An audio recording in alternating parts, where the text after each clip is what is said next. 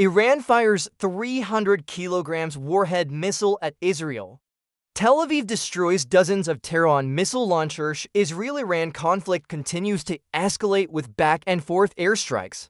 Iran condemns Israel's attack on the Arak heavy water reactor. The Israel-Iran conflict continues to heat up after a week of back-and-forth attacks. Iran fires 300 kilograms Warhead missile at Israel on June 20th.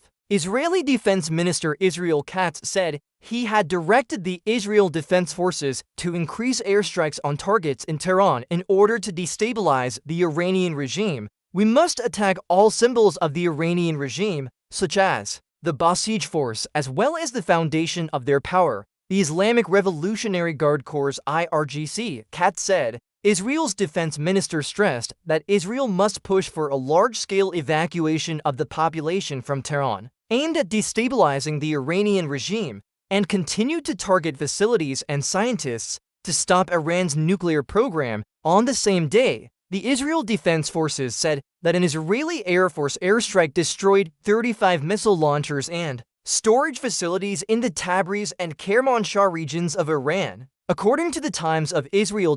Israel said 25 of its fighter jets participated in the airstrikes. Israel Defense Forces spokeswoman Brigadier General Efi Defrin said that Iran had planned a larger ballistic missile attack on the Israeli city of Beersheba on the morning of June 20th, but Israeli airstrikes had foiled the plan. Iran planned to launch a larger missile strike against Beersheba this morning.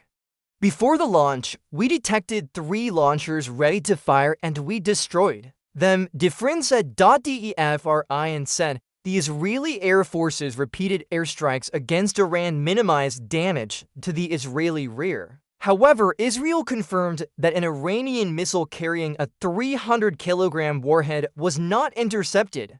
The attack injured 18 people. The Tehran Times reported that Iran destroyed a target in Beersheba after launching only 1 missile. Iranian President Masoud Pezeshkian said on June 20th that the only way to end the current conflict was for Israel to stop its airstrikes. We have always pursued peace and stability. In the current circumstances, a lasting peace can only be achieved if Israel ceases hostilities and makes a firm commitment to end its terrorist provocations, Pezeshkian stressed. Pezeshkian warned that failing to do so will result in a much stronger response from Iran. Advisor to Iran's supreme leader resurrected a week after Israeli airstrike on June 20th. Iranian media reported that Ali Shamkhani, an advisor to Iran's supreme leader Ayatollah Ali Khamenei, was still alive, despite Israel's announcement last week that he had died in an Israeli airstrike. I am alive and ready to die. Victory is near. The name of Iran will continue to shine on the pinnacle of history, Ali Shamkhani was reported to have said in a message to Khamenei. Shamkhani held Iran's top national security post and also held senior positions in the IRGC and Iran's Ministry of Defense. Israel issues warning to Hezbollah. Israel issued a warning to the Lebanese militant group Hezbollah on June 20th after its leadership pledged to stand with Iran. According to CNN, if there is any terrorist act, there will be no Hezbollah. Israeli Defense Minister Israel Katz wrote on social media X, Hezbollah leader Sheikh Naim Qassem has not learned the lesson of his predecessors and is threatening to act against Israel at the behest of Iran. Katz added, I advise this force to be cautious and understand that Israel has lost patience with terrorists who threaten it, the Israeli defense minister said.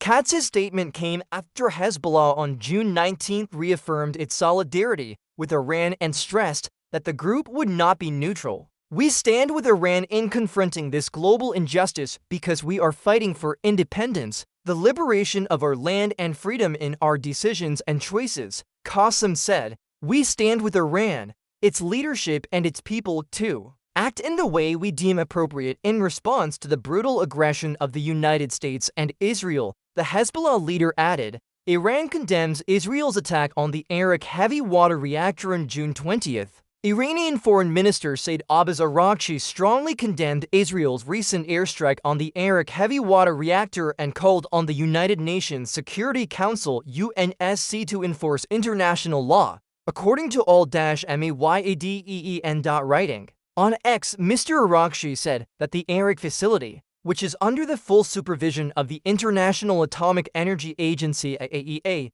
and was built in accordance with the Joint Comprehensive Plan of Action (JCPOA), was bombed by Israel in broad daylight. Mr. Arakshi stressed that the facility fully complies with the requirements of the JCPOA to eliminate any risk of nuclear proliferation. Mr.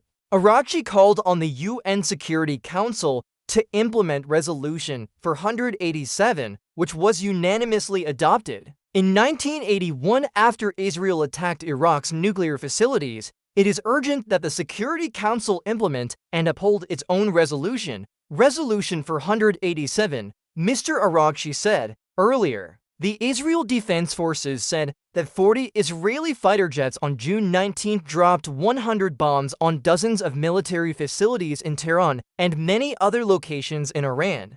Among the targets attacked was the Arak heavy water reactor.